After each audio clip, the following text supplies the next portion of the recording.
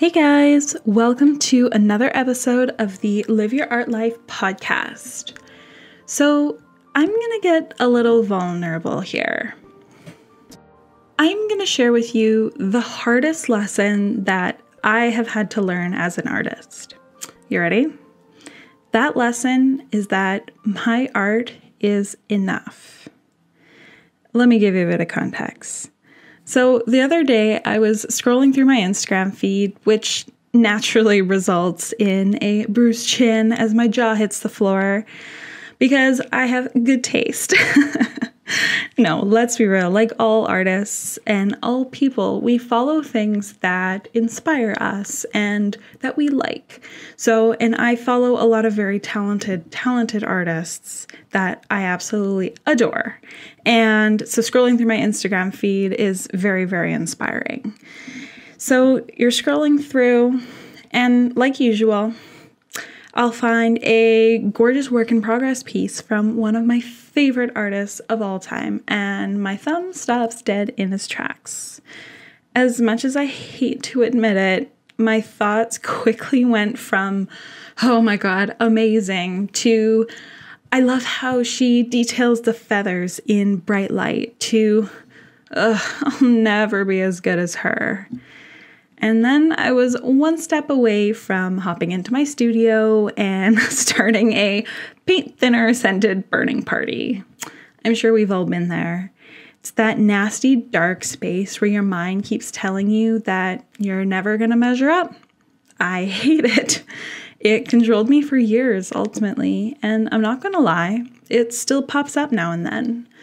But the one thing that made all of the difference was the mental work that I did to have my brain learn and understand one thing, and that my art is enough. There's always going to be people that are more technically skilled than you and I, but also less. And you know what? Talent in the art world doesn't mean a whole hell of a lot. So we're going to talk today about 3 things that are more important than talent when it comes to being a successful artist. So let's start with number 1, your why. So that great and terrifying thing about art is that it is so subjective. And despite being mostly a representational artist myself, I, for instance, absolutely adore abstract art. Abstract art, it makes me feel something.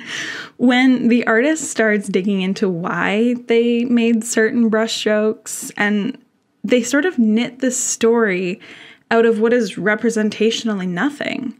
But it blows my mind and it sinks my heart in so much deeper, and I fall so in love with the piece. So a good story can take something that is, sure, lovely on the surface and beautiful, but it transforms it into something that is breathtaking on the mind. And stories capture emotions, and emotions capture hearts. So we often forget that people buy things that make them feel something. They feel like they're either going to make their lives better, or maybe they feel like they're adding light into their souls, something beautiful.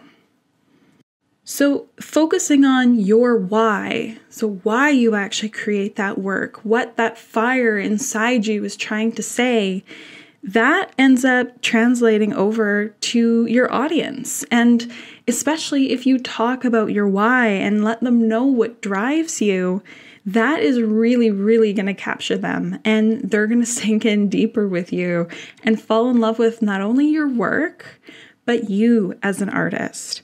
So that way that they're going to be those rabid fans that every piece that you create, regardless if it's something that they would absolutely love upon first glance, but they're going to love it. So I'm sure we can all think of at least 1 or 2 artists that we all follow that we would pretty much, if money was no object, and even if it was object, you would buy almost anything they produce. I know there's a couple of names that rise to the top of my list, and it's also because they talk about their experience. They talk about why they're doing this, what the art means to them, and the story and emotions that they're trying to capture, and it just makes me completely fall in love. So your why can definitely be something that trumps over technical talent. The next thing that is more important than talent is how you reach the world with your message. So we talked about why you're creating the artwork, and that's only one component of it. You can have the most pure intentions for your artwork that could move mountains and change the world, but if you're keeping that entirely to yourself, what good does it do for the world? It might be nice for you, but you're holding on to so much light and positive energy with your art and your story that it would be a shame if you weren't sharing it with the rest of the world where they could benefit. So yeah, it seems like a shame to not share your artwork with the world. So it does have the power to move souls. Art can bring light into the darkness and add so much beauty to the world, in the form of brushstrokes, but also in the form of your why and the meaning and the power behind those pieces of artwork. So you can have an impact on your viewers regardless of which stage you're in, from the first few times you handle a brush to hitting that 10,000 hours master sort of mark that people always talk about. So if your message can benefit humanity, then it will help to get your art out there. Practice presenting your message through daily journaling. Write about your process, how it makes you feel, what you believe in. That is going to hone your skill as a writer, a storyteller, and ultimately a communicator. It takes a bit of practice to be able to extract what's going on in our minds. For one thing, to put it and translate it onto a canvas, but to also talk about it effectively, to be able to take that emotional power behind a piece and put it into words so that your audience can have that, they can reach that whole other level of meaning behind that work. It takes some practice, but one of my favorite ways to really dial this in is to do some daily journaling. This does not have to be powerful prompts. It can be the mundane. Get writing. I like to set myself a timer for 5 minutes, grab a pen, piece of paper, a couple pieces of papers, or you can even go digital. But there is something magical about having that tactile sort of sensation of a pen on paper, but just write.